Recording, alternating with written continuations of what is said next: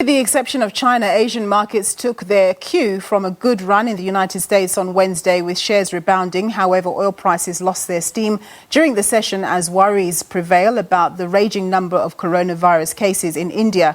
Japanese stocks led the charge, with the Nikkei share average ending the day up 2.4%. Hong Kong stocks were also up, but to a lesser degree. The Hang Seng Index ending the day in the black to the tune of 0.47%. On mainland China, the situation was somewhat different.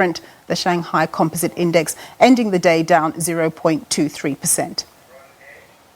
Over in the United States, Wall Street rallied on Wednesday, rebounding from a two-day decline as a tilt towards stocks poised to benefit from a recovering economy offset Netflix sell-off after its disappointing results. Shares of Netflix slumped a day after the world's largest streaming service said slower production of TV shows and movies during the pandemic hurt subscriber growth in the first quarter. But stocks rallied throughout the day, building steam as the tech-heavy Nasdaq overtook the S&P 500 in percentage gain shortly before the close. The Dow Jones Industrial Average rose by 0.9%. The S&P 500 was up by exactly the same margin, while the tech-heavy Nasdaq Composite added 1.2%. All right, now we are going to catch up with our analyst, Owen Nkomo. He's the Executive Director at Nkunzi Wealth. Thank you very much for joining us, Owen. So we saw a subdued start to the week, but by Wednesday, obviously, U.S. markets picked up. The tide had turned. So what do you think is bolstering sentiment right now? Because we do see that European and even the local markets are up today.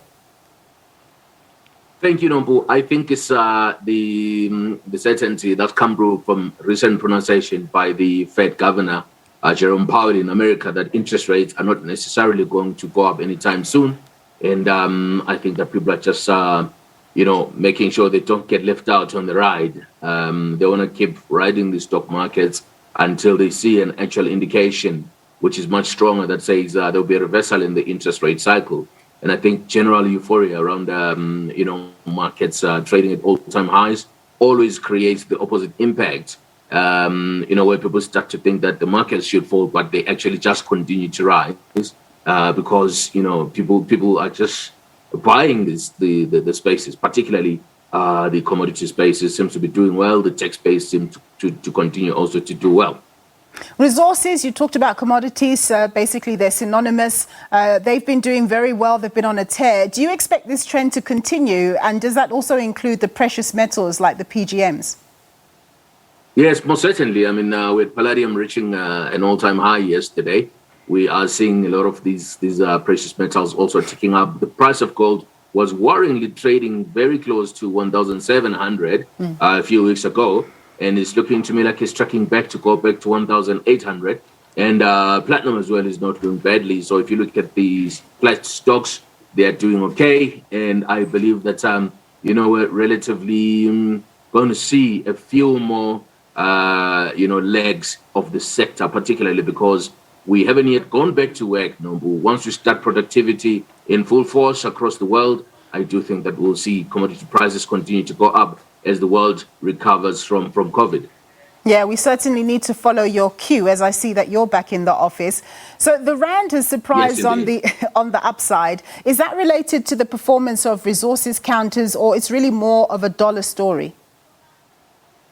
No, I think it's a combination of factors. There's a lot of buying of emerging market currencies. So we are seeing the rand at 14.28 this afternoon, and we saw it go closer to 14 sometime last week.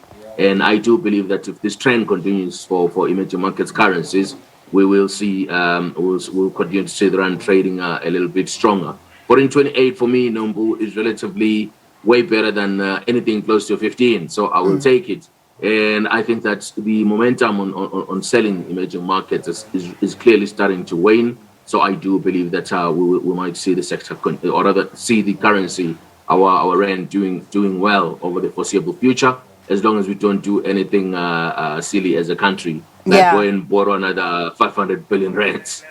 But it does depend which side of the fence you're on, doesn't it? Because a stronger rand is not great for our exporters, but it's great for our importers. Exactly, but like they say in English, each dog has its day. So, okay, it's a difficult balancing act. When the currency is strong, it favors the lower interest rate environment. It means there's not going to be a lot of inflation, which actually affects the man in the street more, and the vice versa does help the exporters or guys that earn money in hard currencies. You're talking about NASPAs and a few of these guys that export some of the stuff they produce in South Africa, particularly in the mining space. But I think at the moment, everything seems to be balancing out with the general uprising in the share prices in the resources sector, from the basic metals themselves, favoring those stocks relative to a rand that is strong, which would naturally, or rather normally, force the sector to trade lower. So I think that the demand in commodity space is pushing is great enough for the sector to continue to do well, even if the currency is strong. Yeah. Owen, my director's telling me we've got 2 minutes left. I just want your quick comment on Kumba Iron Ore's Q1 update on their operations. They say that they haven't had a fatality in over 4 years. And on top of that, they saw a 10% increase in production in the quarter versus the quarter in the previous year. Yes, I mean, those numbers are relatively decent given the environment we've just come out of. Could have been worse.